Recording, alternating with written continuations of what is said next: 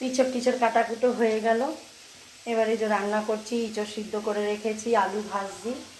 এবার রান্না কমপ্লিট হোক, তারপরে আমি ফাইনাল লুকটা দেখাচ্ছি কেমন কি হলো। ফাইনালি চান করা, ঠাকুর সেবা হলো। এবার রান্না যেটা করেছি সেটা ফাইনাল লুক দেখাই। খেতে বসবো এবার আমরা। একটু ইঁচড় সিদ্ধ করে রাখা রয়েছে, কালকে এটা একটু বড়া ভাজবো। ডাল ভাত ইঁচড়ের বড়া করব। যখনই আমি ইঁচড় বা মোচা করি আমি একটু সিদ্ধ করে তুলে রেখে দিই, যে পরের দিন একটু বড়া ভেজে খাবো। এখানে এই যে গরম ভাত, আর এই হলো আমার ইঁচড় কিমা দিয়ে রান্না করেছি। গামাখা গামাখা, বেশি ঝোলও করিনি। এই এর সাথে একটু পাঁপড় ভাজবো আর আম বাটা রয়েছে, তাই দিয়ে খাবো। তাহলে আসছি বন্ধুরা, সাথে থাকবেন আর পরে।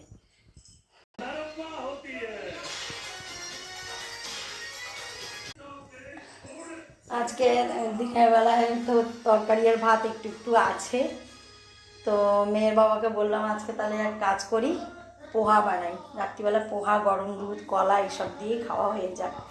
তো এই যে এখানে একটু চিড়ে ধুয়ে রেখেছি, আর একটু ঝরঝরে হবে।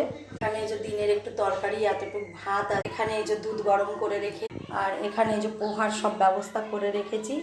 এই যে কাঁচা বাদাম আছে, বাদামটা ভাজবো আর করবো। তো কারি পাতা ফারি পাতা সবই জোগাড় করে রেখেছি, গরম গরম করবো আর খাবো। এখানে এই দুটোই কলা আছে, কলা নেই। কাঁঠালি কলা দুটো মেয়ের বাবা খাবে ওখানে, আর ওটা আমি খেয়ে নেবো। আজকে রাতটা এইভাবে খাই। সকালে টিফিন, আমি তো ভাত খাই না সকালে, চান করে টোরে পুজো টুজো দিয়ে তবেই আমি ভাত খাই। তো ওই সকালে রুটি খাই। তো আজকে যেহেতু রুটি করছি না, তাহলে তো কালকে সকালে ওই দুধ থাকবে, দুধ দিয়ে মুড়ি দিয়ে খাবো, টিফিন করবো, চান টান করেই ভাত খাবো। তা আজকাল ইচ্ছা করছিল না আটা মেখে রুটি করতে। তারপরে আঙুলটাও একটু কেটে গেছে, এই যে ব্যথা হয়েছে খুব আঙুলটা। আটা মাখতে গেলে খুব ব্যথা পাবো, ওর জন্যই আটা মাখলাম না, রুটি করলাম না। আজকে রাতে এই পোহা টোহাই খাওয়া হবে লাস্ট যখন বানাবো, তো দেখাবো কেমন বানিয়েছি। এখন 11টা বেজে গেছে। আজ সপ্তাহে একদিন বাড়ি আছে, তো অনেক দিন পরেই বাড়ি আছে। ক্লাবে এখনও ক্লাবে বসে আছে। কতবার বলছি বাড়ি আসো, যখন একদিন বাড়ি আছো তাড়াতাড়ি করে খেয়ে দিয়ে একটু শুই, রোজই তো অনেক রাত হয়, আসার কোনো ঠিক নেই। তো ওই আসুক, তারপরে গরম গরম বানাবো, খাবো।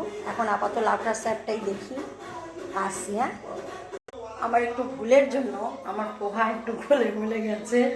যাই হোক, প্রথমবার করেছি, একটু এরকম হয়েছে। এই যে আমার পোহার লুক, আর পরের বার করলে এবার ঠিক হবে ঝরঝরে। এই যে আমার পোহা।